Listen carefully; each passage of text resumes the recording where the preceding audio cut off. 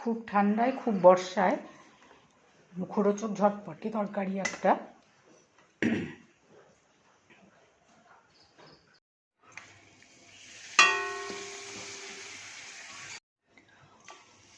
অসময়ে বর্ষা শুরু হয়েছে, এক নাগাড়ে বৃষ্টি হয়েই যাচ্ছে দুদিন থেকে, আরও বলে হবে, খবরে তো বলছে যে কালকেও এরকম থাকবে ওয়েদার।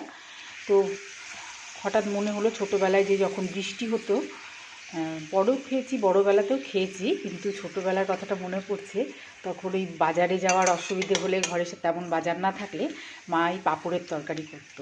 তো আজ মনে হলো সেই পাঁপড়ের তরকারিটা খাই, খুব ইচ্ছে হলো, তাই সেই জন্য পাঁপড়গুলো ভেজে নিচ্ছি প্রথমে। পাঁপড় ভাজা হয়ে গেছে, এখন রান্নাটা করব। ফোড়ন দিয়ে দিচ্ছি। খুব সাধারণ রান্না, সবাই জানেন, রান্না দেখান মানে শেখানোর কোনো ব্যাপার নেই।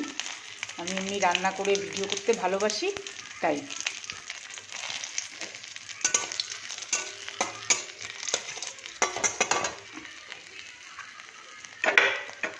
এবার দিয়ে দেবো পেঁয়াজ কুচি।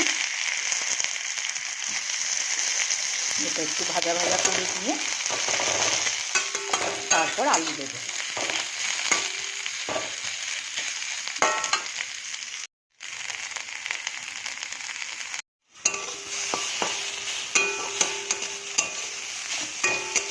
পেঁয়াজটা লাল করে ভাজা হয়ে গেছে, এবার দিয়ে দিচ্ছি আলুগুলো এরকম ডুমো করে কেটে নিয়েছি, আলু তরকারি যেরকম করে।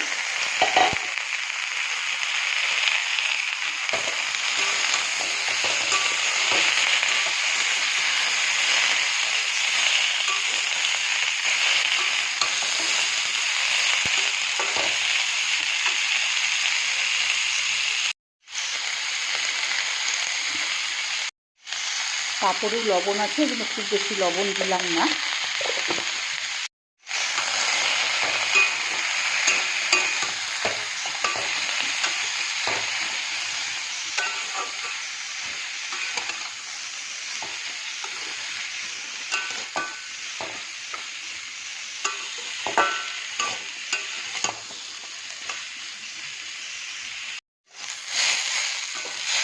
আলু ভাজা হয়ে গেছে পেঁয়াজের সঙ্গে সুন্দর করে। এবার আমি দিয়ে দেবো মশলা, খুব সামান্য মশলা, একটু আদা, লঙ্কার গুঁড়ো আর জিরের গুঁড়ো।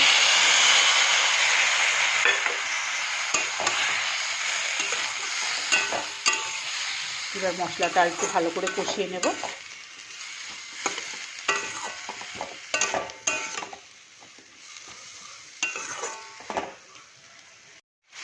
এটা কিন্তু পেঁয়াজ ছাড়াও রান্না করা যায় এই তরকারিটা, পেঁয়াজ ছাড়াও ভালো লাগে, শুধু আদা জিরে বাটা দিয়ে, যে যেরকম করে পছন্দ করেন আর কি। খাবার তো এক একজনের এক এক রকম রান্না, এক এক রকম টেস্ট। আমি একটু পেঁয়াজ কুচি দিয়েছি, এবার সুন্দর করে কষিয়ে নেব। কষানো হয়ে গেছে মশলাটা, এবার আমি ঝোল দিয়ে দেব।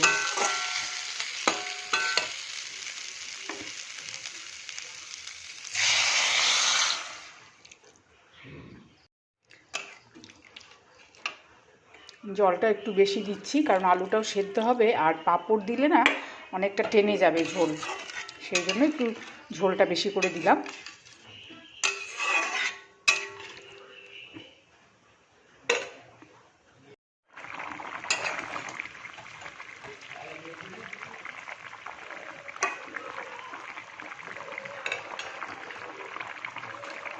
ঝোল ফুটে গেছে, এখন পাঁপড়গুলো দিয়ে দেবো।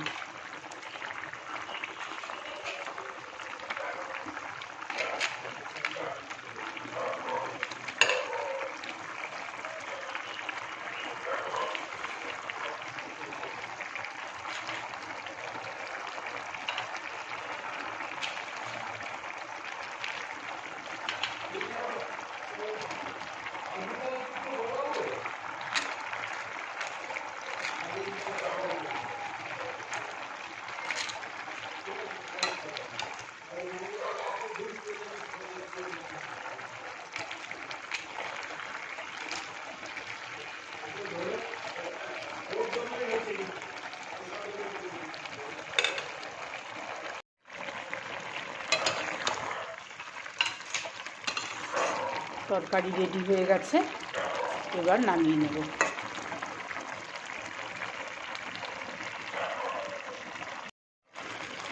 পাঁপড়ের তরকারি দেখি রেডি, আর বাইরে তো বৃষ্টি হয়েই যাচ্ছে। যাই হোক, ভিডিওটা কেমন লাগলো অবশ্যই জানাবে। দেখা হবে আবার অন্য কোনো ভিডিওতে। রেডি হয়ে গেছে পাঁপড়ের তরকারি।